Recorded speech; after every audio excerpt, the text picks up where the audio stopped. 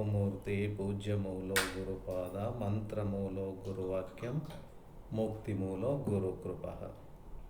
ಶ್ರೋತ್ರಿಯ ಬ್ರಹ್ಮನಿಷ್ಠ ಸದ್ಗುರು ಬಸವಾನಂದರ ಪಾದಾರವಿಂದಗಳಿಗೆ ಅನಂತ ದೀರ್ಘದಂಡ ಪ್ರಣಾಮಗಳನ್ನು ಸಮರ್ಪಿಸುತ್ತಾ, ತತ್ಸ್ವರೂಪರಾದ ಶ್ರೀ ನಿಜಗುಣ ಗುರುಗಳ ಪಾದಾರವಿಂದಗಳಿಗೆ ಅನಂತ ದೀರ್ಘದಂಡ ಪ್ರಣಾಮಗಳನ್ನು ಸಮರ್ಪಿಸುತ್ತಾ, ಸದ್ಗುರು ಮಾರ್ತಾಂಡ ಸಾಬಯ್ಯ ಗುರುಗಳ ಪಾದಾರವಿಂದಗಳಿಗೆ ಅನಂತ ದೀರ್ಘದಂಡ ಪ್ರಣಾಮಗಳನ್ನು ಸಮರ್ಪಿಸುತ್ತಾ, ಸದ್ಗುರು ರಾಯಪ್ಪ ಗುರುಗಳ ಪಾದಾರವಿಂದಗಳಿಗೆ ಅನಂತ ದೀರ್ಘದಂಡ ಪ್ರಣಾಮಗಳನ್ನು ಸಮರ್ಪಿಸುತ್ತಾ, ಎಲ್ಲ ಜ್ಞಾನಾರ್ಥಿಗಳಿಗೆ ವಂದಿಸುತ್ತಾ ಪ್ರಾರಂಭಿಸ್ತೇನೆ. ಕೈವಲ್ಯ ಪದ್ಧತಿ ನಿಜಗುಣ ಶಿವಗಳು ಬರೆದಿರ್ತಕ್ಕಂಥ ಗ್ರಂಥ. ಇದರಲ್ಲಿ 3ನೇ ಸ್ಥಳ ನೀತಿ ಕ್ರಿಯಾಚಾರ್ಯ ಸ್ಥಳ ನಡೀತಾ ಇರೋದು. ನಿನ್ನೆವರೆಗೂ ಯಾವುದು ಆಯಿತು ಅಂದರೆ ಯಾವುದಾಯಿತು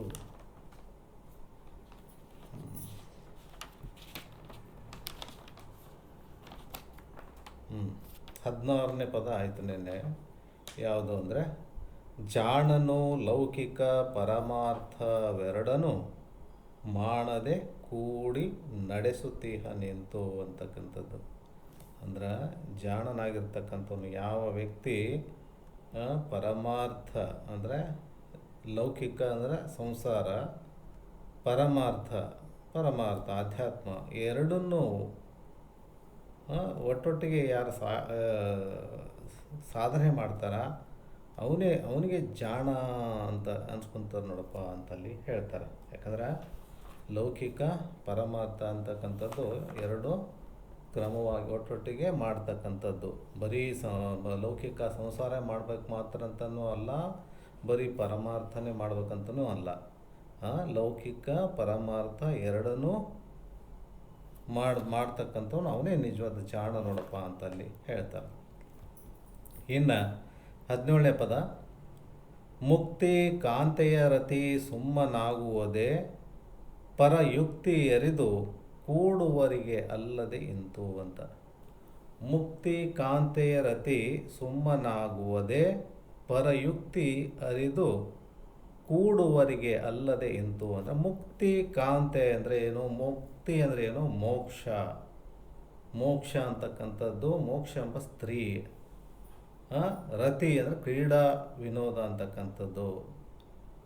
ಮುಕ್ತಿ ಕಾಂತೆಯ ರತಿ ಸುಮ್ಮನಾಗುವುದೇ, ಸುಮ್ಮನೆ ಆಗ್ತದೆ ಮುಕ್ತಿ ಅಂತಕ್ಕಂಥದ್ದು ಅಂತಲ್ಲಿ ಹೇಳ್ತಾರೆ. ಯಾಕಂದ್ರೆ ಮುಕ್ತಿನಲ್ಲಿ 4 ರೀತಿ ಮುಕ್ತಿಗಳು ಅಂತ ಹೇಳ್ತಾರೆ. 4 ರೀತಿ ಮುಕ್ತಿಗಳು ಯಾವುದು? ಮುಕ್ತಿ ಅಂತಲೂ ಹೇಳ್ತಾರೆ, ಗತಿ ಅಂತಲೂ ಹೇಳ್ತಾರೆ.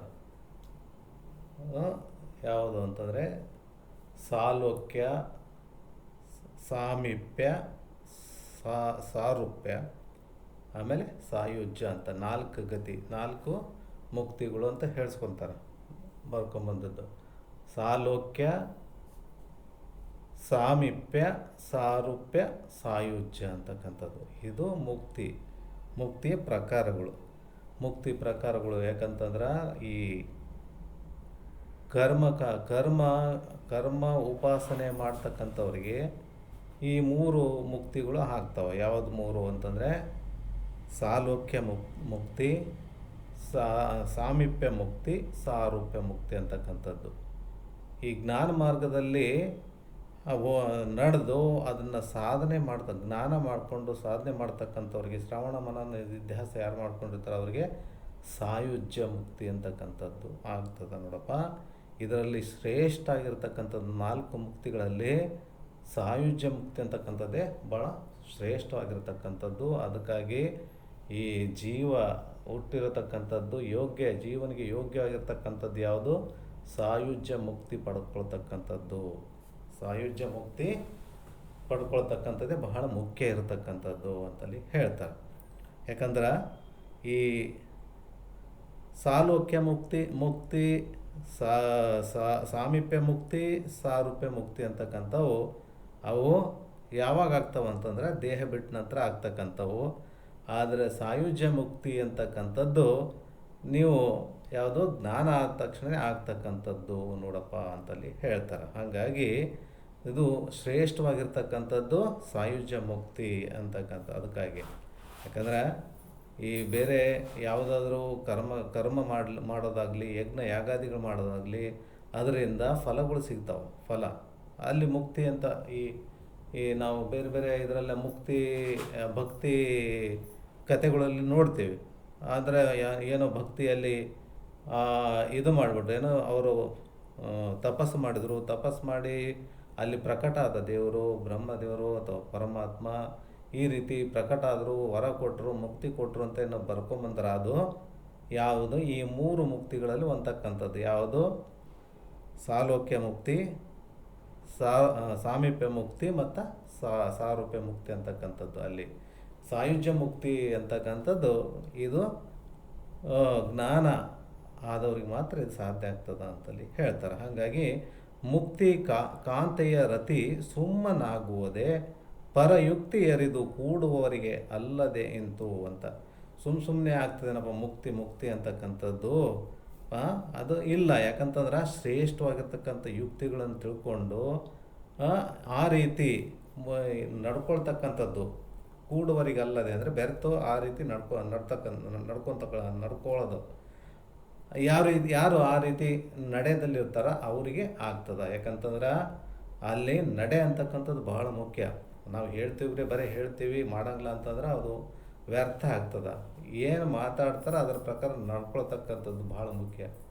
ಯಾಕಂದ್ರೆ ಬರೀ ಮಾತಾಡ್ತೀನಿ ಆಚರಣೆಗಿಲ್ಲ ಅಂತಂದ್ರೆ ಅದು ವ್ಯರ್ಥನೇ ಆಗ್ತದೆ. ಹಾಗಾಗಿ ಅಲ್ಲಿ ಏನು ಪ್ರಯೋಜನ ಆಗಂಗಿಲ್ಲ ಅಂಥದ್ದು. ಏನು ಮಾತಾಡಿರ್ತಾರೆ ಅದರ ಪ್ರಕಾರ ನಡೀತಕ್ಕಂಥದ್ದು ಬಹಳ ಇದು ಏನು ಶ್ರೇಷ್ಠವಾಗಿರ್ತಕ್ಕಂಥದ್ದು. ಯಾಕಂತಂದ್ರೆ ನೀವು ತಪಸ್ಸು ಮಾಡೋದು ಅಂತಂದ್ರೆ ಏನು ಕಾಡಿಗೆ ಹೋಗಿ ತಪಸ್ಸು ಮಾಡ್ಬೇಕಂತೇನಿಲ್ಲ, ಎಲ್ಲಿ ಒಂಟೆಗಾಲನೆ ನಿಂತು ತಪಸ್ಸು ಮಾಡ್ಬೇಕಂತೇನಿಲ್ಲ, ಏನೂ ಬೇಕಾಗಿಲ್ಲ. ನೀವು ವರ್ಷಾನುಗಟ್ಲೆನೂ ಉಪವಾಸ ಇರೋದು ಬೇಕಾಗಿಲ್ಲ, ಏನೂ ಇಲ್ಲ. ಅದೇನೇನು ಎಡೆಬಿಡದಿಹ ಸತ್ಯದಿಂ ತಪ ಉಂಟೆ ಅಂತ ಹೇಳ್ಯಾರ. ಎಡೆಬಿಡದಿಹ ಸತ್ಯದಿಂ ತಪ ಉಂಟೆ ಅಂದರೆ ನೀ ಯಾವತ್ತೂ ಸತ್ಯವನ್ನೇ ಮಾತಾಡ್ತಾ ಅದೇ ದೊಡ್ಡ ತಪಸ್ಸು ಅಂತ ಹೇಳ್ಸ್ಕೊತದ ನೋಡು ಅಂತ ಹೇಳ್ತಾರೆ. ಹಾಗಾಗಿ ಈ ರೀತಿ ನಡೆ ಇದ್ದವರಿಗೆ ಮುಕ್ತಿ ಅಂತಕ್ಕಂಥದ್ದು ಅಲ್ಲಿ ಪ್ರಾಪ್ತಿ ಆಗ್ಲಿಕ್ಕೆ ಸಾಧ್ಯ ಆದ ನೋಡಪ್ಪ ಅಂತಲ್ಲಿ ಹೇಳ್ತಾರೆ. ಯಾಕಂದ್ರೆ ಯಥಾರ್ಥ ಸುಖ ಸಿಗೋದು ಅಷ್ಟು ಸುಲಭ ಅಲ್ಲ. ಯಾಕಂತಂದ್ರೆ ಅಲ್ಲಿ ಈ ಯಥಾರ್ಥ ಸುಖ ಸಿಗಬೇಕಂತಂದ್ರೆ ಏನು ಮಾಡಬೇಕು? ಅಲ್ಲಿ ಸತ್ಶಾಸ್ತ್ರ ಆಮೇಲೆ ಸತ್ಶ್ರವಣ ಸತ್ಶಾಸ್ತ್ರ ಅಂತಂದರೆ ಸತ್ಶಾಸ್ತ್ರ ಅಂದ್ರೆ ಏನು? ವೇದಾಂತ ಶಾಸ್ತ್ರಗಳು ಅಂತ ಹೇಳ್ತಾರೆ. ಸತ್ಶಾಸ್ತ್ರ ಯಾಕಂದ್ರೆ ವೇದಾಂತ ಶಾಸ್ತ್ರಗಳು ಸತ್ಶಾಸ್ತ್ರ ಅಂತ ಹೇಳ್ಕೊಂತ ಪರಬ್ರಹ್ಮನ ವಿಷಯ ಯಾವು ತಿಳಿಸ್ಕೊಡ್ತಾವ ಅವಕ್ಕೆ ಸತ್ಶಾಸ್ತ್ರ ಅಂತ ಹೇಳ್ತಾರೆ. ಆಮೇಲೆ ಸತ್ ಶ್ರವಣ ಅಂತಂದ್ರೇನು? ಅಲ್ಲಿ ಪರಬ್ರಹ್ಮನ ವಿಷಯ ಏನು ನಾವು ಕಿವಿಯಲ್ಲಿ ಹಾಕ್ಕೊಳ್ತೀವಿ ಅದು ಸತ್ ಶ್ರವಣ ಆಗ್ತದೆ ನೋಡಪ್ಪ ಅಂತಲ್ಲಿ ಹೇಳ್ತಾರೆ. ಯಾಕಂದ್ರೆ ಅದನ್ನು ಮಾಡ್ಕೊಂಡಾಗ ಮಾತ್ರ ನಮಗೆ ಸುಖ ಪ್ರಾಪ್ತಿ ಆಗ್ತದ. ಇಲ್ಲ ಬೇರೆ ಅಂದರೆ ಸುಖ ಅಂತಂದ್ರೇನು? ಅದು ಏನೋ ಸದಾಕಾಲ ಸುಖ ಇರ್ತಕ್ಕಂಥದ್ದು. ಈ ಬೇರೆ ಮಾಡಿದ್ರೆ ಏನಾಗ್ತದ? ತಾತ್ಪೂರ್ತಿಕ ಸುಖ ಅಂತ ಆಗ್ತದೆ ನೋಡು. ತಾತ್ಪೂರ್ತಿಕ ಅಂತಂದ್ರೇನು? ಬೇರೆ ನಾವು ದೇವ್ರ ಪೂಜೆ ಮಾಡಿದ್ರೂ ಸುಖ ಆಗ್ತದ, ಧ್ಯಾನ ಮಾಡಿದಾಗೂ ಸುಖ ಆಗ್ತದ. ದೇವ್ರ ಪೂಜೆ ಧ್ಯಾನ ಮಾಡೋ ಟೈಮಲ್ಲಿ ಮಾತ್ರ ನಿಮಗೆ ಆ ಸುಖ ಆದಂಗೆ ಅನ್ನಿಸ್ತದ. ಧ್ಯಾನ ಮಾಡಿದಾಗ ಆ ಟೈಮಲ್ಲಿ ಮಾತ್ರ ಸುಖ ಅನಿಸಿದಂಗೆ ಆಗ್ತದೆ.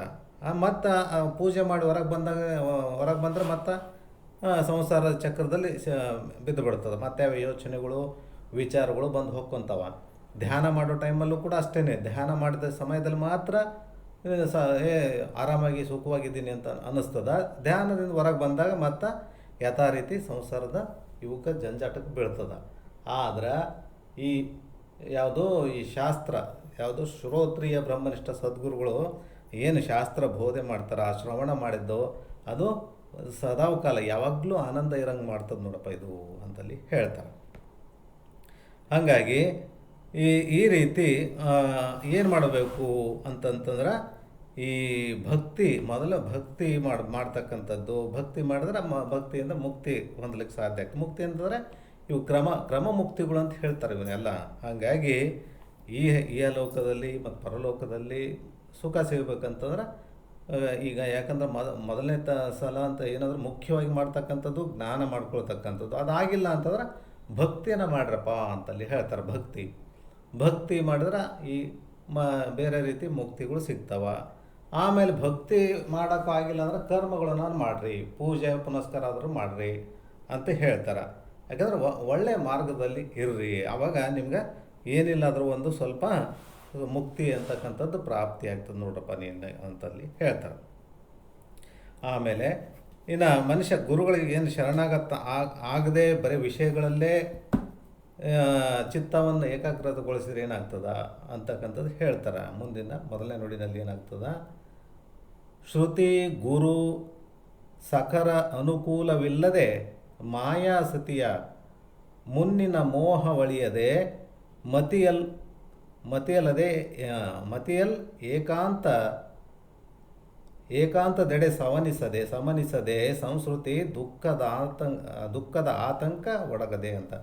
ಅಂದರೆ ಶ್ರುತಿ ಗುರು ಸಕರ ಅನುಕೂಲವಿಲ್ಲದೆ ಮಾಯಾಸತಿಯ ಮುನ್ನಿನ ಮೋಹ ಒಳಿಯದೆ ಮತಿಲಯದ ಏಕಾಂತದೆಡೆ ಸಮನಿಸದೆ ಸಂಸ್ಕೃತಿ ದುಃಖದ ಆತಂಕ ಒಡಗದೆ ಅಂತಕ್ಕಂಥದ್ದು. ಅಂದ್ರೆ ಇದು ಹೇಳ್ತಾರ, ಶ್ರುತಿ ಗುರು ಸಕರ ಅನುಕೂಲವಿಲ್ಲದೆ ಅಂತ.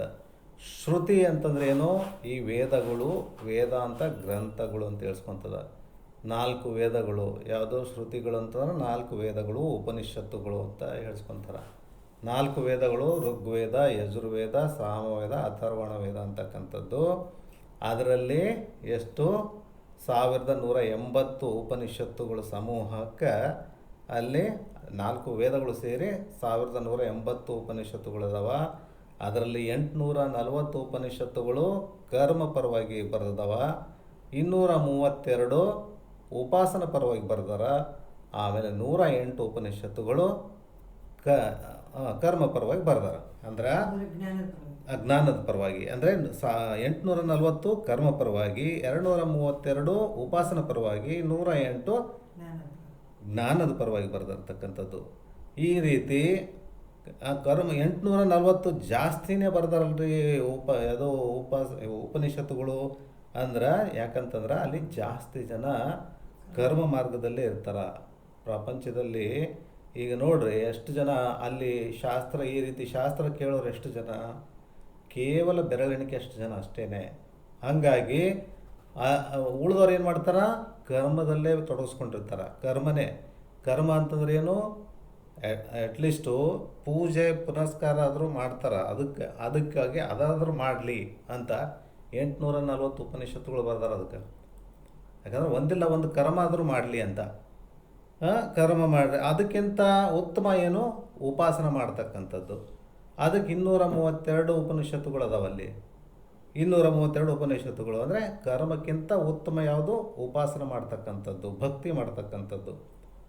ಇವು ಎರಡಕ್ಕಿಂತ ಶ್ರೇಷ್ಠವಾಗಿರ್ತಕ್ಕಂಥದ್ದು ಯಾವುದು, ಜ್ಞಾನ ಅಂತಕ್ಕಂಥದ್ದು. ಹಾಗಾಗಿ ಜ್ಞಾನ ಮಾರ್ಗದಲ್ಲಿ ಏನಾಗಿದೆ, 108 ಉಪನಿಷತ್ತುಗಳು ಬರೆದಾರೆ.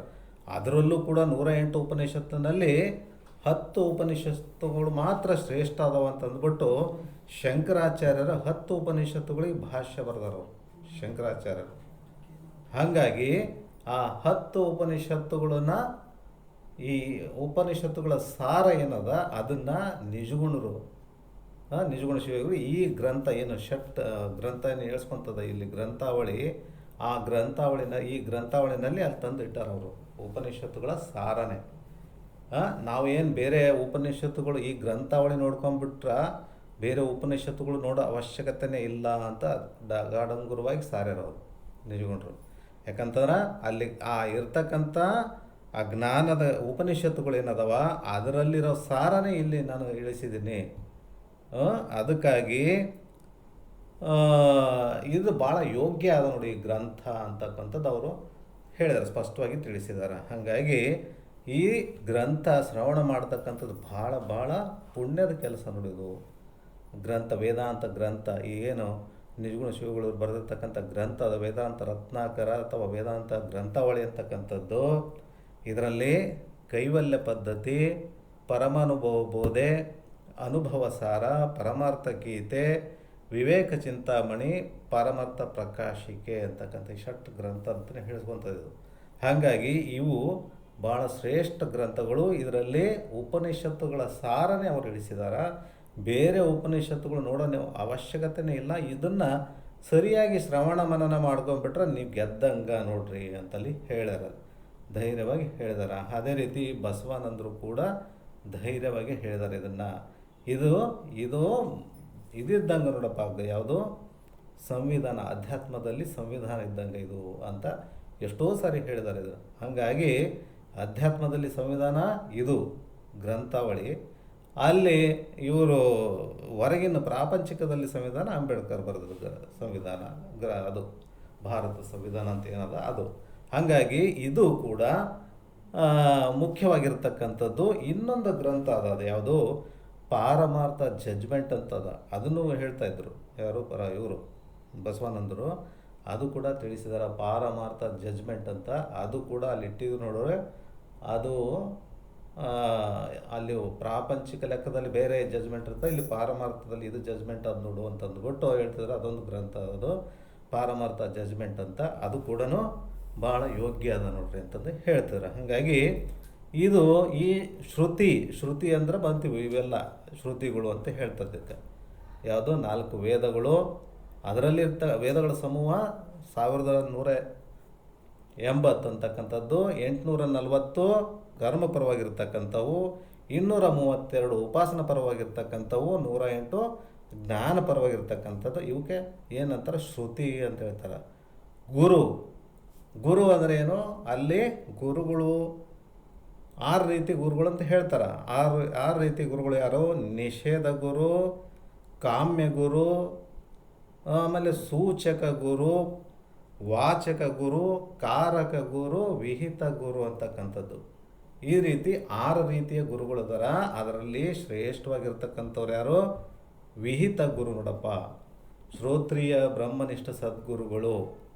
ಅವರು ಅನುಕೂಲ ಬೇಕು ನಿಮಗೆ ಯಾವುದು ಈ ನಮಗೆ ಮುಕ್ತಿ ಕಾಂತರತಿ ಆಗಬೇಕಂದ್ರೆ ಶ್ರುತಿಗಳ ಕೃಪೆನೂ ಬೇಕು, ಗುರು ಕೃಪೆನೂ ಬೇಕು ನೋಡು. ಗುರು ಕೃಪೆ ಅಂತಕ್ಕಂಥದ್ದು ಅದೇ ಶ್ರೋತ್ರಿಯ ಬ್ರಹ್ಮನಿಷ್ಠ ಸದ್ಗುರುಗಳ ಕೃಪೆ. ಯಾಕಂದ್ರೆ ಅದು ನಿಷೇಧ ಗುರು ಅಂದರೆ ಯಾರು, ಆಮೇಲೆ ಕಾಮ್ಯ ಗುರು ಅಂದರೆ ಯಾರು, ಸೂಚಕ ಗುರು ಅಂದರೆ ಯಾರು, ಕಾರಕ ಗುರು, ನಿಷೇಧ, ಕಾಮ್ಯ, ಸೂಚಕ, ವಾಚಕ, ಕಾರಕ, ವಿಹಿತ ಅಂತಕ್ಕಂಥದ್ದು. ಇವೇನು 6 ರೀತಿ ಗುರುಗಳದಾರ. ಇವ್ರ ಬಗ್ಗೆ ಹೇಳದ ಮತ್ತು ರಿಪೀಟ್ ಹೇಳೋದು ಸೂಕ್ತ ಅಲ್ಲ ಅಂದರೂ ಕೂಡ ಇದು ವಿಹಿತ ಗುರುನೇ ಶ್ರೇಷ್ಠ ಅಂತ. 6 ರೀತಿ ಗುರುಗಳು ಇರ್ತಾರೆ, ಅದರಲ್ಲಿ ಮುಖ್ಯವಾಗಿರ್ತಕ್ಕಂಥದ್ದು ವಿಹಿತ ಗುರು, ಆತನೇ ಶ್ರೇಷ್ಠ ಅಂತ ತಿಳ್ಕೊಬೇಕು. ಯಾಕಂತಂದ್ರೆ ವಿಹಿತ ಗುರು ಅಂದರೆ ಶ್ರೋತ್ರಿಯ ಬ್ರಹ್ಮನಿಷ್ಠತ್ವ. ಶ್ರೋತ್ರಿಯತ್ವ ಅಂತಂದ್ರೇನು, ಅಲ್ಲಿ ಆ ಗುರುವಿಗೆ ಏನಾಗಿರ್ತದ, ಎಲ್ಲ 4 ವೇದಗಳ ಸಾರನೂ ಅರ್ಥ ಆಗಿರ್ತದ. ಆಮೇಲೆ 28 ಆಗಮಗಳ ಅರ್ಥನೂ ಗೊತ್ತಿರ್ತದ. ಆಮೇಲೆ 18 ಪುರಾಣಗಳನ್ನು ಗೊತ್ತಿರ್ತದ, ಪುರಾಣಗಳ ಸಾರ. ಆಮೇಲೆ ಇತಿಹಾಸ ಅಂದರೆ ಮಹಾಭಾರತ, ರಾಮಾಯಣ ಇತಿಹಾಸ ಅಂತ ಹೇಳ್ಕೊಂಬಂದಾರೆ. ಹಂಗಾಗಿ ಇಷ್ಟರ ಬಗ್ಗೆನೂ ಅವ್ರಿಗೆ ಗುರುವಿಗೆ ಮಾಹಿತಿ ಇರಬೇಕು. ಆ ಗುರು ಇರ್ತಕ್ಕಂಥ ಶ್ರೋತ್ರಿಯತ್ವ ಅಂತಕ್ಕಂಥ ಮಾಹಿತಿ ಇರಬೇಕು, ಅದನ್ನು ಹೇಳಬೇಕು. ಆಮೇಲೆ ಈ ರೀತಿ ಇರ್ತಕ್ಕಂಥದ್ದು. ಆಮೇಲೆ ಆ ಗುರು ಯಾವ ರೀತಿ ಇರಬೇಕಂತಂದರೆ ಕರುಣ, ಸತ್ಕಲೆ, ಶಾಸ್ತ್ರ ಪರಿಣತೆ, ನಿರಾಶೆ, ಸೌಂದರ್ಯತೆ, ಸುಮುಖತ್ವ, ಸುಗುಣ, ಸುಜ್ಞಾನಂಗ ಇರಲ್ಲವನೇ ಸೇವೆ ಗುರುವಕ್ಕು ಅಂತ ಗುರು ಲಕ್ಷಣ ಕೂಡ ಹೇಳ್ಯಾರ. ಈ ರೀತಿ ಇರ್ತಕ್ಕಂಥ ಶ್ರೋತ್ರಿಯತ್ವ, ಬ್ರಹ್ಮನಿಷ್ಠತ್ವ ಗುರು, ಶ್ರೋತ್ರಿಯತ್ವ ಬ್ರಹ್ಮನಿಷ್ಠತ್ವ ಇರ್ತಕ್ಕಂಥ ಗುರು. ಆ ರೀತಿ ಗುರುವಿಂದು ಅಲ್ಲಿ ಗುರು ಸಖರ ಅನುಕೂಲವಿಲ್ಲದೆ ಅಂದರೆ ಆ ಅನುಕೂಲ ಅಂತೂ ಆಗಬೇಕು. ಗುರು ಕೃಪೆ ಅಂತಕ್ಕಂಥದ್ದು ಬಹಳ ಮುಖ್ಯ. ಯಾಕಂತಂದ್ರೆ ಈ ಬೇರೆ ಗುರುಗಳು ಸಿಗ್ತಾರ, ನಿರಾಶೆ ಇರ್ತಕ್ಕಂಥ ಗುರು ಸಿಗೋದು ಭಾಳ ಕಷ್ಟ. ನಿರಾಶೆ ಯಾವುದು ಶ್ರೋತ್ರಿಯತ್ವ ಬ್ರಹ್ಮನಿಷ್ಠತ್ವ ಇರ್ತಕ್ಕಂಥ ಗುರುಗಳು ಪ್ರಾಪ್ತಿಯಾಗೋದು ಅಷ್ಟು ಸುಲಭ ಅಲ್ಲ, ಸಿಕ್ಕರೆ ಪುಣ್ಯ ಅಂತ ತಿಳ್ಕೊಬೇಕು. ಆ ರೀತಿ ಹಾಗಾಗಿ ಆ ರೀತಿ ಗುರುಗಳ ಹತ್ರ ನಾವು ಅವ್ರದ್ದು ಕೃಪೆ ಇರಬೇಕು. ಯಾವುದು ಶ್ರುತಿ ಗುರು ಸಕರ ಅನುಕೂಲವಿಲ್ಲದೆ, ಆ ರೀತಿ ಅವರ ನಮಗೆ ಅಲ್ಲಿ ಅನುಕೂಲ ಇಲ್ಲದೆ ಮಾಯಾಸತಿಯ ಮಾಯಾಸತಿ ಅಂತಂದ್ರೆ ಏನು, ಅಲ್ಲಿ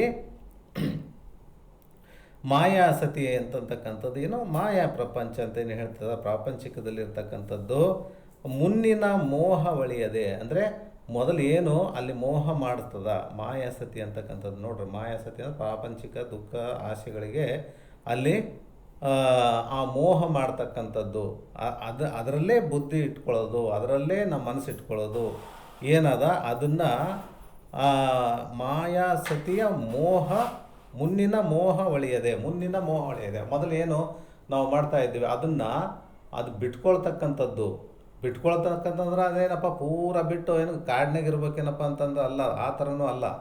ಬಿಟ್ಕೊಳ್ಬೇಕು, ಎಲ್ಲಿ ಬಿಟ್ಕೋಬೇಕು ಅಲ್ಲಿ ಬಿಟ್ಕೋಬೇಕು ಅಂತ ಹೇಳ್ತಾರೆ. ಸಂಸಾರ ಮಾಡಂಗೆ ಮಾಡಬೇಕು. ಯಾವ ರೀತಿ ಅಲ್ಲಿ ಹೇಳಿದ್ರಲ್ಲ ಹಿಂದಿನ ಪದದಲ್ಲಿ, ಜಾಣನು ಲೌಕಿಕ ಪರಮಾರ್ಥ ಎರಡನ್ನೂ ಕೂಡಿ ಮಾಡದೆ ನಡೆಸುತ್ತೀಹ ನಿಂತು ಅಂತಕ್ಕಂಥದ್ದು. ಹಂಗಾಗಿ ಅಲ್ಲಿ ಇದ್ದರೂ ಕೂಡ ಯಾವ ರೀತಿ ಅಲ್ಲಿ ಒಬ್ಬ ನರ್ತಕಿಯ ದೃಷ್ಟಾಂತ ಹೆಂಗೆ ಕೊಟ್ಟರು, ಆ ರೀತಿ ನರ್ತಕಿಗೆ ಏನಂತಂದ್ರೆ ತಲೆ ಮೇಲೆ ಕೂಡ ಹೊತ್ಕೊಂಡು ನೀನು ಅಲ್ಲಿ ಯಾವುದು ಒಬ್ಬ ರಾಜನ ಆಸ್ಥಾನತನ ಒಯ್ದು ಕೊಡಬೇಕು ಅಂತ ಹೇಳ್ತಾರೆ. ತಲೆ ಮೇಲೆ ತುಂಬಿದ ಕೂಡ ಇಟ್ಕೋಬೇಕು. ಅಲ್ಲಿ ಆಜು ಬಾಜು ಎಲ್ಲನೂ ಅಲ್ಲಿ ತಾಳದವರು, ಆ ವಾದ್ಯದವರು, ಏನು ಬಾಜಾ ಭಜಂತ್ರಿ ಎಲ್ಲನೂ ಬಾರಿಸ್ತಿರ್ತಾರೆ. ಅವ್ರ ತಾಳಕ್ಕೆ ತಕ್ಕಂಗೆ ಆಕೆ ನರ್ತನ ಮಾಡಬೇಕು. ಅದು ನೀರು ತಲೆ ಮೇಲೆ ಏನು ತುಂಬಿದ ಕೊಡ ಇರ್ತದೆ, ಒಂದು ಚೂರು ಕೆಳಗೆ ಚೆಲ್ಲಬಾರ್ದು. ಆ ರೀತಿ ಕಂಡೀಷನ್ ಹಾಕಿರ್ತಾರೆ. ತಳಗ ನೀರೇನಾದ್ರು ಚೆಲ್ಲಿದ್ರೆ ನಿನ್ನ ಶಿರಶ್ಛೇದ ಆಗ್ತದೆ ನೋಡು ಅಂತ ಆಕೆ ಕಂಡೀಷನ್ ಹಾಕಿರ್ತಾರೆ. ಹಾಗಾಗಿ ಆ ರೀತಿ ಇರ್ತಕ್ಕಂಥ ಸ್ತ್ರೀ ಏನು ಮಾಡ್ತಾಳ, ಹಂಗೆ ಎಲ್ಲ ಶಬ್ದಗಳು ಎಲ್ಲ ವ್ಯವಹಾರನೂ ಇರ್ತಾವ, ಅದರಲ್ಲೇ ನಡೀತಿರ್ತಾಳೆ ಆಕೆ. ಅದರಲ್ಲೇ ನಡೆದ್ರೂ ಕೂಡ ಯಾವುದಕ್ಕೂ ಕೂಡ ಅಲ್ಲಿ ಗಮನ ಕೊಡಂಗಿಲ್ಲ ಆಕೆ. ಗಮನ ಕೊಡಲಾರ್ದೆ ತನ್ನ ಕಡೆ ಏನೋ ತನ್ನ ತಲೆ ಮೇಲೆ ಏನಿರ್ತದೆ ಕೂಡ ಅಷ್ಟಕ್ಕೆ ಮಾತ್ರ ಗಮನ ಇರ್ತದೆ, ಚೆಲ್ಲಲಾರ್ದಂಗೆ ಅಲ್ಲಿ ಹೋಗಬೇಕು ಅಂತ. ಅದೇ ರೀತಿ ನಮ್ಮ ಸುತ್ತಮುತ್ತಲು ಏನೇ ವ್ಯವಹಾರಗಳು ನಡೆದ್ರು, ಏನೇ ಘಟನೆಗಳು ನಡೆದ್ರು, ಅವು ಎಲ್ಲನೂ ಯಾವುದೇ ಇವು ನಡೆದರೂ ಕೂಡ, ಏನೇ ದುಃಖ ದುಮ್ಮಾನಗಳು ನಡೆದರೂ ಕೂಡ ಅದರಲ್ಲಿ ಅನ್ನು ಪೂರ್ತಿ ಹಾಕ್ಲಾರ್ದೆ ಅದರಲ್ಲೇ ಇದೇನಂದ್ರೆ ಬೋರ್ ಇಳಿಸ್ಕೊಂಡಂಗೆ ಇಳಿಸೋದು ಅಂತ ಹೇಳ್ತಾರೆ. ಬೋರ್ ಅಂದ್ರೆ ಅದರಲ್ಲೇ ಆಳವಾಗಿ ಯೋಚನೆ ಮಾಡಲಾರ್ದೆ ಏನು ಮಾಡಬೇಕು, ನೇರವಾಗಿ ಹಂಗೆ ಹೋಗಬೇಕು. ಹೋಗಿ ಪರಮಾತ್ಮನ ಕಡೆ ನೆನಪಿಟ್ಕೊಂಡು ಅಲ್ಲಿ ಯಾವ ರೀತಿ ಗುರಿ ತಲುಪಬೇಕು ಆ ರೀತಿ ತಲುಪಬೇಕು ನೋಡಪ್ಪ. ಮಾಯಾ ಮುನ್ನಿನ ಮೋಹ ಒಳಿಯದೆ ಮತಿಲಯದ ಏಕಾಂತದೆಡೆ. ಮತಿಲಯದ ಏಕಾಂತ ಅಂತಕ್ಕಂಥದ್ದು ಅಲ್ಲಿ ಸಾಧನೆ ಮಾಡ್ಕೋಬೇಕಾಗ್ತದೆ. ಸಮನಿಸದೆ ಸಂಸ್ಕೃತಿ ದುಃಖದ ಆತಂಕ ಒಡಗದೆ. ಸಂಸ್ಕೃತಿ ಅಂತಂದ್ರೇನು, ಸಂಸಾರದ ದುಃಖ ಪ್ರತಿಯೊಬ್ಬರಿಗೂ ಇರ್ತಾವ. ಸಂಸಾರದ ದುಃಖ ಯಾರಿಗೇನಿರಲ್ಲ ಸಂಸಾರದ ದುಃಖ. ಎಲ್ಲ ಯಾವುದೇ ವ್ಯಕ್ತಿ ತಗೊಳ್ಳಿ, ಯಾವುದೇ ಸಂಸಾರ ತಗೊಳ್ಳಿ, ಒಂದಿಲ್ಲ ಒಂದು ದುಃಖ ಇದ್ದೇ ಇರ್ತದ. ದುಃಖ ಇರಲಾರ್ದು ಸಂಸಾರನೇ ಇರಲ್ಲ. ದುಃಖ ಇರಲಾರ್ದು ಸಂಸಾರಗಳೇ ಇರಲ್ಲ. ಒಂದೊಂದು ರೀತಿಯಲ್ಲಿ ಇರ್ತಾವೆ ಅಷ್ಟೇ. ಯಾಕಂತಂದ್ರೆ ಅದು ಹೇಳಿದ್ರಲ್ಲ, ಅವು ಏನು ನಳ ಪಾಂಡವ ನೋಯಲೇಕೆ ಅಂತ ಒಂದು ಪದದಲ್ಲಿ ಬರ್ತಲ್ಲ, ಹಿಂದಿನ ಪದದಲ್ಲಿ ಹೋಗ್ಯಾವ. ಅಂದ್ರೆ ನೀನು ಯಾಕೆ ಚಿಂತೆ ಮಾಡ್ತಿದ್ದಿ, ನಿನಗಿರೋ ದುಃಖ ಎಷ್ಟದವ, ಅದಕ್ಕಿಂತ ಎಷ್ಟೆಷ್ಟೋ ಕಷ್ಟಗಳನ್ನು ಅನುಭವಿಸ್ಯಾರ ಮೊದಲಿದ್ದವರು. ಮಹಾಭಾರತದ್ದು ರಾಮಂದು ಎಲ್ಲ ಕಥೆಗಳೆಲ್ಲ ಕೇಳಿದ್ರು ಕೂಡ ಅವರೆಲ್ಲ ಎಷ್ಟು ದುಃಖಪಟ್ಟರು. ಅಂದರೂ ಕೂಡ ನೀವು ಯಾಕೆ ಅಷ್ಟು ಕಷ್ಟಪಡ್ತೀರಿ, ಯಾಕೆ ದುಃಖ ಪಡ್ತೀರಿ? ಅವರಷ್ಟು ದುಃಖ ನಿಮಗೆ ಆಗ್ಯದೇನು? ಅವರಷ್ಟು ದುಃಖ ಅಂತ ಕಾಡಿಗೇನು ಹೋಗಿರೇನು ನೀವು? ಅವ್ರು ವನವಾಸಕ್ಕೆ, ಯಾರೋ ರಾಮ ಕಾಡಿಗೆ ಹೋದ 14 ವರ್ಷ. ಇವರು ಪಾಂಡವರು 12 ವರ್ಷ ಅಜ್ಞಾತವಾಸ ಮಾಡಿದ್ರು, 1 ವರ್ಷ ವನವಾಸ. 12 ವರ್ಷ ವನವಾಸ ಮಾಡಿದರು, 1 ವರ್ಷ ಅಜ್ಞಾತವಾಸ ಮಾಡಿದರು. ಈ ರೀತಿ ಏನಾದರೂ ತೊಂದರೆ ಆಗ್ಯದ ನಿಮಗೆ? ಆಮೇಲೆ ಹರಿಶ್ಚಂದ್ರ ಯಾವುದೋ ಇಡೀ ಚಕ್ರವರ್ತಿ ಇರ್ತಾನೆ, ಚಕ್ರವರ್ತಿ ಇದ್ರೂ ಕೂಡ ಎಲ್ಲ ತನ್ನ ಹೆಂಡತಿ ಮಕ್ಕಳನ್ನು ಮಾರಾಟ ಮಾಡಿ ತಾನು ಅಲ್ಲಿ ಸುಡುಗಾಡು ಕಾಯೋ ಪರಿಸ್ಥಿತಿ ಬರ್ತದೆ. ಆ ರೀತಿ ಏನಾದರೂ ಆಗಿದೇನೋ ಇಲ್ವಲ್ಲ. ಅದಕ್ಕಾಗಿ ಸಂಸ್ಕೃತಿ ದುಃಖದ ಆತಂಕ ಒಡಗದೆ. ಈ ರೀತಿ ಯಾವುದೇ ದುಃಖ ಇದ್ದರೂ ಕೂಡ ಅವು ಏನು ಕ್ಷಣಿಕ ಬಂದು ಹೋಗ್ತಾವ ಅಂತ ಏನು ಯೋಚನೆ ಮಾಡಿಕೊಂಡು ಯಾವ ರೀತಿ ಆ ಥರ ಯೋಚನೆ ಮಾಡ್ಕೊಂಡಿದ್ರೆ ಅದು ಮುಕ್ತಿಕಾಂತೆ ರತಿ ಸುಮ್ಮನಾಗುವುದೇ. ಅಂದರೆ ಈ ರೀತಿ ಅಂದರೆ ಇವರೆಲ್ಲ ಬಿಟ್ಕೊಂಡು ಇದ್ದಾಗ ಮಾತ್ರ ಇದು ಮುಕ್ತಿಕಾಂತೆ ಅಂತಕ್ಕಂಥದ್ದು ಆಗ್ತದೆ ನೋಡಪ್ಪ, ಪ್ರಾಪ್ತಿ ಆಗ್ತದ. ಅದು ಆಗಿಲ್ಲ ಅಂದ್ರೆ ಆಗಂಗಿಲ್ಲ ನೋಡು ಮುಕ್ತಿಕಾಂತೆ ಅಂತಕ್ಕಂಥದ್ದು ಅಂತಲ್ಲಿ ಹೇಳ್ತಾರೆ. ಎರಡನೇ ನೋಡಿ, ವರಗುಣದೊಳಗೆ ಆಡಿ ಮೆರೆಯದೆ, ಸುಕೃತದ ಕರಚಲುವೆಸೆಯದೆ, ಮನುಗಳ ಸರಸ ಸಲ್ಲಾಪವಿಲ್ಲದೆ, ವಿವೇಕದ ಸನ್ನೆವೆರಸಿ ನೋಡದೆ ನೇಮವಿಡಿಯದೆ ಅಂತ. ಇದು ಎರಡನೇ ನುಡಿ. ವರಗುಣದೊಳಗೆ ಆಡಿ ಮೆರೆಯದೆ. ವರಗುಣ ಅಂದರೆ ಏನು? ಶ್ರೇಷ್ಠವಾಗಿರ್ತಕ್ಕಂಥ ಗುಣಗಳು, ಶ್ರೇಷ್ಠವಾಗಿರ್ತಕ್ಕಂಥ ಗುಣಗಳು ಅಂದರೆ ಶ್ರೇಷ್ಠವಾದ ಸದ್ಗುಣಗಳನ್ನ ಆಡುತ್ತಾ ಮೆರೆಯದೆ ಅಂದರೆ ಅಲ್ಲಿ ಸುಕೃತದ ಪುಣ್ಯ ಅಂದರೆ ಪುಣ್ಯ ರೂಪವಾಗಿರ್ತಕ್ಕಂಥ ಕರಚಲು ಎಸೆಯದೆ ಅಂದರೆ ಅತಿಶಯ ಸುಂದರತ್ವ ಅಂತಕ್ಕಂಥದ್ದು. ಆಮೇಲೆ ಮನುಗಳಂದ್ರೆ ಮಂತ್ರಗಳ ಪಠಣ ಮಾಡ್ತಕ್ಕಂಥದ್ದು. ಸರಸ ಸಲ್ಲಾಪವಿಲ್ಲದೆ ಅಂದರೆ ಒಳ್ಳೆಯ ಮಾತುಕತೆಗಳನ್ನು ಆಡಲಾರ್ದನೆ, ವಿವೇಕದ ಅಂದರೆ ಸುವಿಚಾರದ ಸನ್ನೆವರಸಿ ಅಂತಂದರೆ ಸಜ್ಞೆ ಕೂಡಲಾರ್ದನೆ, ನೋಡದೆ ಅಂದರೆ ತಿಳಿದುಕೊಳ್ಳಲಾರ್ದನೆ, ನೇಮ ಬಿಡಿಯದೆ ಅಂದರೆ ನಿಯಮವನ್ನು ಗ್ರಹಿಸದೇ ಇದ್ದವರಿಗೆ ಆಗ್ತದೇನಪ್ಪ ಮುಕ್ತಿಕಾಂತೆ ರತಿ ಅಂತಲ್ಲಿ ಹೇಳ್ತಾರೆ. ಆ ರೀತಿ ವರಗುಣದೊಳಗೆ ಆಡಿ ಮೆರೆಯದೆ. ವರಗುಣ ಅಂತಕ್ಕಂಥದ್ದು ಏನು? ಶ್ರೇಷ್ಠವಾಗಿರ್ತಕ್ಕಂಥ ಗುಣ. ಈಗ ಪ್ರಾಪಂಚಿಕ ಲೆಕ್ಕದಲ್ಲೇ ಯಾರು ಮುಕ್ತಿಕಾಂತೆ ಅಂತಂದ್ರೇನು ಪರಮಾರ್ಥದಲ್ಲಿ ಇರ್ತಕ್ಕಂಥ ಮುಕ್ತಿ ಅಂತಕ್ಕಂಥ ಸ್ತ್ರೀ ಅಂತಲ್ಲಿ ಹೋಲಿಸ್ತಾರ. ಇನ್ನು ಈ ಮುಕ್ತಿಕಾಂತೆ ಅಂತಂದರೆ ಪರಮಾರ್ಥದಲ್ಲಿರ್ತಕ್ಕಂಥ ಸ್ತ್ರೀ, ಮುಕ್ತಿ ಅಂತಕ್ಕಂಥ ಸ್ತ್ರೀ ಪ್ರಾಪ್ತ ಆಗಬೇಕಂದ್ರೆ ಏನಾಗಬೇಕು? ಶ್ರೇಷ್ಠವಾದ ಗುಣಗಳು ಇರಬೇಕು. ವರಗುಣದೊಳಗೆ ಆಡಿ ಮೆರೆಯದೆ ಅಂದರೆ ಶ್ರೇಷ್ಠವಾಗಿರ್ತಕ್ಕ ಗುಣಗಳು ಯಾವುದು? ಈ ಸತ್ಶಾಸ್ತ್ರ ಇವು ಶ್ರವಣ ಮಾಡ್ತಕ್ಕಂಥದ್ದು, ಆ ಥರ. ಆಮೇಲೆ ಸತ್ವಗುಣದಲ್ಲಿರ್ತಕ್ಕಂಥದ್ದು ಇವೆಲ್ಲನೂ ಮಾಡ್ಕೊಳ್ಬೇಕಾಗ್ತದ. ಯಾವುದು? ಈ ಮುಕ್ತಿ ಕಾಂತೆ ಅಂತ ಪ್ರಾಪ್ತಿ ಆಗಬೇಕಂದ್ರೆ. ಈಗ ಪ್ರಾಪಂಚಿಕ ಲೆಕ್ಕದಲ್ಲಿ ಒಬ್ಬ ಸ್ತ್ರೀ ಅಂತಂದ್ರೆ ಮದುವೆ ಮಾಡ್ಕೊಳಕ್ಕಂತ ಹೋದ್ರೆ ಒಬ್ಬ ವರನಿಗೆ ಅಲ್ಲಿ ಕೇಳ್ತಾರೆ ತಂದೆ ತಾಯಿಗಳು, ಅವರು ವಧುವಿನ ತಂದೆ ತಾಯಿಗಳು, ಏನು ಮಾಡ್ತಾನೆ ಹುಡುಗ, ಒಳ್ಳೆ ಗುಣ ಅದಾವ ಇಲ್ಲ, ಅವ ಏನು ಕೆಲಸ ಮಾಡ್ತಾನ, ಹೆಂಗೆ ಕೆಲಸ ಮಾಡಿಲ್ಲ ಅಂತಂದ್ರೆ ಅವ್ರ ಜೀವನ ಹೆಂಗೆ, ಏನು ಒಳ್ಳೆಯ ಮಾರ್ಗದಲ್ಲಿ ಅದಾನ ಇಲ್ಲ, ಅಥವಾ ಕುಡಿತನ, ತಿಂತಾನ, ಸೇತಾನ, ಅಥವಾ ಏನಾದರೂ ಬೇರೆ ಬೇರೆ ವ್ಯವಹಾರಗಳು ಅದಾವ ಅವನಿಗೆ, ಅವನ್ನೆಲ್ಲನೂ ವಿಚಾರ ಮಾಡ್ತಾರೆ. ಹಿಂದೆ ಮುಂದೆ ಎಲ್ಲ ಕಡೆನೂ ವಿಚಾರ ಮಾಡಿ ನೋಡ್ತಾರೆ. ನೋಡಿ ತಮಗೆ ಸಮಾಧಾನ ಆದಾಗ ಅಲ್ಲಿ ಕೊಡ್ತಾರೆ. ಯಾರು? ಪ್ರಾಪಂಚಿಕ ಲೆಕ್ಕದಲ್ಲಿ ತನ್ನ ಸ್ತ್ರೀ ಅಥವಾ ಮಗಳನ್ನ ವಧುವನ್ನು ಕೊಡಬೇಕಂದ್ರೆ. ಇನ್ನು ಆ ಪರಮಾರ್ಥದಲ್ಲಿ ಈಗ ಪ್ರಾಪಂಚಿಕದಲ್ಲಿ ಇಷ್ಟೆಲ್ಲ ನೋಡ್ತಾರೆ. ಇನ್ನು ಪರಮಾರ್ಥದಲ್ಲಿ ಹಂಗೆ ಏನು ಅವೆಲ್ಲ ಇಟ್ಕೊಂಡು ಮುಕ್ತಿಕಾಂತೆ ಸಿಗಂದ್ರೆ ಸಿಗ್ತದನು? ಇಲ್ಲ. ಅದಕ್ಕಾಗಿ ಇವೇನು ಮಾಡಬೇಕು? ಪ್ರಾರಂಭದ ಮೆಟ್ಟಿಲು ಅಂತಂದ್ರೆ ಏನು? ಸತ್ಸಂಗ. ಈ ಸದ್ಗುಣಗಳು ಅಂತಂದ್ರೆ ಸತ್ಸಂಗ. ಮೊದಲನೇದು ಏನು ಇರಲಾರ್ದಾಗ ಎಲ್ಲ ತಯಾರಾಗಿ ಬಂದವ್ರಿಗೆ ನೇರವಾಗಿ ಜ್ಞಾನಕ್ಕೆ ಬರ್ತಾರೆ.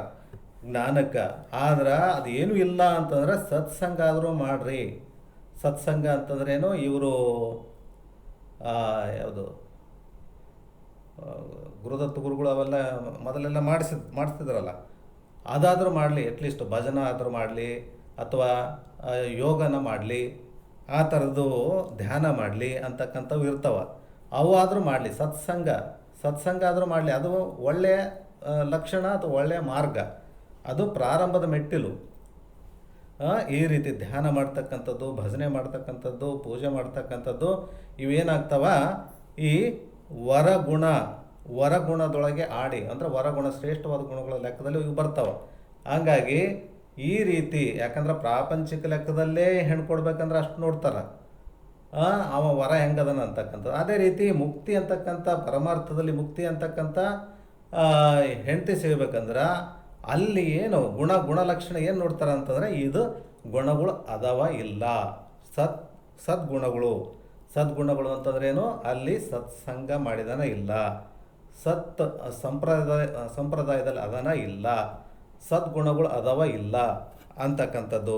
ಏನಾದರೂ ಪೂಜಾ ಪಾಠಗಳು ಮಾಡ್ತಾನೆ ಇಲ್ಲ, ಧ್ಯಾನ ಭಜನೆ ಮಾಡ್ತಾನೆ ಇಲ್ಲ, ಅದಿಲ್ಲ ಅಂತಂದ್ರೆ ಭಕ್ತಿ ಆದರೂ ಮಾಡ್ತಾನೆ ಇಲ್ಲ. ಇವನ್ನೆಲ್ಲ ಪರೀಕ್ಷೆ ಮಾಡ್ತದ ಯಾವುದೋ ಮುಕ್ತ ಕಾಂತೆ ಅಂತಕ್ಕಂಥದ್ದು. ವರಗುಣದೊಳಗೆ ಆಡಿ ಮೆರೆಯದೆ ಸುಕೃತದ ಕರಚಲುವೆ ಎಸೆಯದೆ ಮನುಗಳನ್ನು ಅಲ್ಲಿ ಜಪ ಮಾಡ್ತಕ್ಕಂಥದ್ದು, ಮಂತ್ರಗಳನ್ನು ಜಪ ಮಾಡ್ತಕ್ಕಂಥದ್ದು. ಯಾಕಂತಂದ್ರೆ ಅಲ್ಲಿ ಯಾವುದೋ ಜಪನೂ ಮಾಡ್ತಾನೆ ಇಲ್ಲ, ಅದು ಕೂಡ ಸದ್ಗುಣಗಳ ಲೆಕ್ಕದಲ್ಲಿ ಬರ್ತದೆ. ಯಾವುದು ಕರ್ಮ ಲೆಕ್ಕದಲ್ಲಿ, ಕರ್ಮಕಾಂಡದಲ್ಲಿ, ಕರ್ಮ ಉಪಾಸನ ಕಾಂಡದಲ್ಲಿ ಇದು ಕೂಡ ಬರ್ತದೆ ಜಪ ಮಾಡ್ತಕ್ಕಂಥದ್ದು. ಹಾಗಾಗಿ ಇಲ್ಲಿ ಜಪ ತಪ ಏನಾದರೂ ಮಾಡ್ತಾನೆ ಇಲ್ಲ. ಜಪ ಅಂತಕ್ಕಂಥದ್ದು ಯಾವುದು ಏಕಾಕ್ಷರ ಮಂತ್ರನೂ ಅಂತ ಹೇಳ್ತಾರೆ, 2 ಅಕ್ಷರ ಮಂತ್ರನೂ ಹೇಳ್ತಾರೆ, ಆಮೇಲೆ ಬೇರೆ ಬೇರೆ ಪಂಚಾಕ್ಷರಿ ಮಂತ್ರನೂ ಹೇಳ್ತಾರೆ, ಷಡಾಕ್ಷರಿ ಮಂತ್ರನೂ ಹೇಳ್ತಾರೆ, ಆಮೇಲೆ ಅಷ್ಟಾಕ್ಷರಿ ಮಂತ್ರನೂ ಹೇಳ್ತಾರೆ. ಇವೇನಾಗ್ತದ ಗುರುಮುಖದಿಂದ ಇವೆಲ್ಲ ತಿಳ್ಕೊಂಡು ಅಲ್ಲಿ ಜಪ ಮಾಡ್ತಕ್ಕಂಥದ್ದು. ಈ ರೀತಿ ಅದು ಶ್ರೇಷ್ಠ ಆಗ್ತದೆ ನೋಡಪ್ಪ. ಏಕಾಕ್ಷರ ಮಂತ್ರ ಅಂದ್ರೆ ಓಂ ಅಂತಕ್ಕಂಥದ್ದು, ಆಮೇಲೆ ಅಜಪ ಮಂತ್ರ ಅಂದ್ರೆ ಸೋಹಂ ಅಂತಕ್ಕಂಥದ್ದು, ಆಮೇಲೆ ಪಂಚಾಕ್ಷರಿ ಅಂದರೆ ನಮಃ ಶಿವಾಯ ಅಂತಕ್ಕಂಥದ್ದು, ಷಡಾಕ್ಷರಿ ಅಂದರೆ ಓಂ ನಮಃ ಶಿವಾಯ ಅಂತಕ್ಕಂಥದ್ದು. ಈ ರೀತಿ ಇನ್ನೊಂದು ಹಸ್ತಾಕ್ಷರ ಮಂತ್ರನೂ ಹೇಳ್ತಾರೆ, ಓಂ ರಾಮ್ ರೀಂ ನಮಃ ಶಿವಾಯ ಅಂತಕ್ಕಂಥದ್ದು ಕೂಡ ಹೇಳ್ತಾರೆ. ಹಾಗಾಗಿ ಈ ರೀತಿ ಮಂತ್ರಗಳ ಜಪನ ಮಾಡ್ತಾನೆ ಇಲ್ಲ ಅಂತಕ್ಕಂಥದ್ದು ಕೂಡ ಅಲ್ಲಿ ನೋಡ್ತದ. ಯಾವುದೋ ಮುಕ್ತಿ ಕಾಂತೆ ಅಂತಕ್ಕಂಥ ಪ್ರಾಪ್ತಿ ಆಗ್ಬೇಕಂದ್ರೆ ಈ ಮಾರ್ಗದಲ್ಲಿ ಅದರ ಇಲ್ಲ, ಇವೆಲ್ಲ ಕೆಲಸಗಳು ಮಾಡ್ಯಾನ ಇಲ್ಲ ಅಂತಕ್ಕಂಥದ್ದು. ಆ ರೀತಿ ವರಗುಣದೊಳಗೆ ಆಡಿ ಮೆರೆಯದೆ ಸುಕೃತದ ಕರ ಚೆಲುವೆಸೆಯದೆ ಮನುಗಳ ಅಂತ. ಇನ್ನು ಸರಸ ಸಲ್ಲಾಪವಿಲ್ಲದೆ ವಿವೇಕದ ಸನ್ನೆವೆರೆಸಿ ನೋಡದೆ ನೇಮ ಬಿಡಿಯದೆ, ಇದು ಹಿಡ್ಕೊಂಡು ಮುಂದಿನ ಕ್ಲಾಸಲ್ಲಿ ನೋಡೋಣ ಅಂತ ಹೇಳಿ 2 ಮಾತುಗಳು ಗುರುಗಳ ಪಾದಕ್ಕೆ ಅರ್ಪಿಸಿ ಹರ ಓಂ.